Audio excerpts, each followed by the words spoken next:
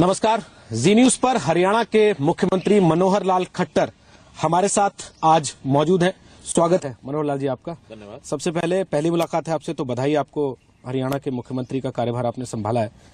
और एक चीज ये कि क्या आपको कहीं लग रहा है कि जिस नोट के साथ 1 महीने बाद एक सीएम को नए जो पहली बार बना हो इंटरव्यू देने आना चाहिए, वो कहीं ना कहीं थोड़ा सा उस पर छाया पड़ गई? रामपाल के आश्रम में जो कुछ हुआ, सतलोक आश्रम में जो हुआ, तो जितनी वाहवाही आपको मिलनी चाहिए थी उतनी मिली नहीं। नहीं, मैं ऐसा नहीं मानता कि भी कोई रामपाल ऑपरेशन की कोई छाया पड़ गई और मुझे वाहवाही मिलनी नहीं मिली। असल में वाहवा के लिए मैं काम भी नहीं करता। एक दायित्व मिला है, उस दायित्व का 2.5 करोड़ हरियाणा की जनता को मैं लाभ पहुंचा सकूं, उनके हित में कुछ काम कर सकूं, ये मेरा दायित्व है। इसके कारण से मुझे कोई वाहवाही मिलनी चाहिए नहीं मिलनी चाहिए, मैंने कभी चिंता नहीं की। लेकिन पहली चुनौती ऐसी आ खड़ी हुई जिसमें लोगों ने सीधे सीधे कहा कि सरकार ढीली थी, कोर्ट ने फटकार लगाई, तब सरकार ने काम किया।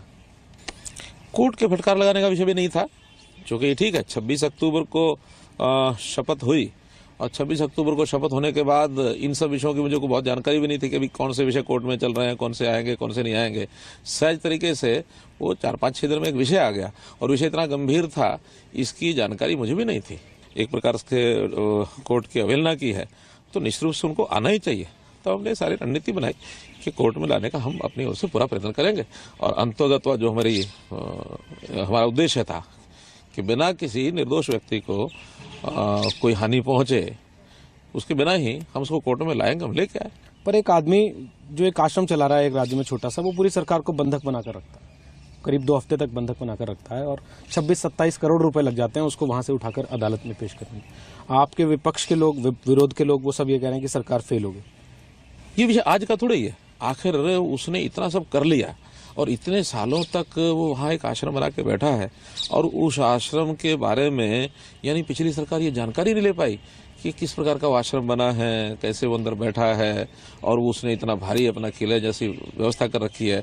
और ये पहली बार नहीं, करौथा में भी जो विषय हुआ, तो करौथा से ही उस सरकार को इतना चेतना चाहिए था, पता होना चाहिए था। क्या मैं समझूं आपको कुछ ऐसी चीजें मिली हैं जिससे आपको लगता है कि राजनीतिक संरक्षण रहा है पिछले कुछ साल में रामपाल को?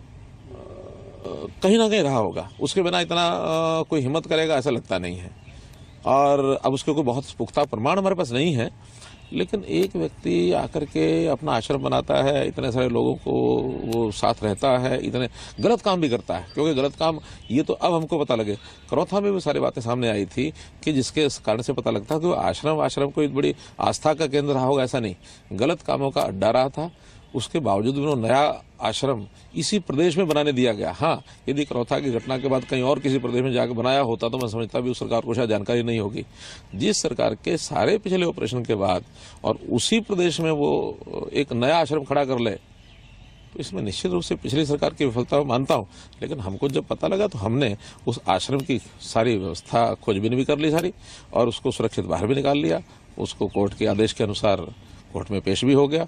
सवाल जब कानून व्यवस्था का आया, इसमें आपने अपनी वाहवाही बटोरी। आपने बेशक ये कहते हो कि मैं वाहवाही के लिए काम नहीं करता, लेकिन कुछ लोगों ने विरोध किया, कुछ ने पीठ भी थपथपाई। जो बात आप कह रहे हैं कि पुलिस की गोली से किसी की जान नहीं गई, पर पत्रकार वहां कवर कर रहे थे, वो पिटे और काफी नाराजगी है उनमें। ज्ञान अमृत शरण का भी सुनाओ पुस्तक मंगा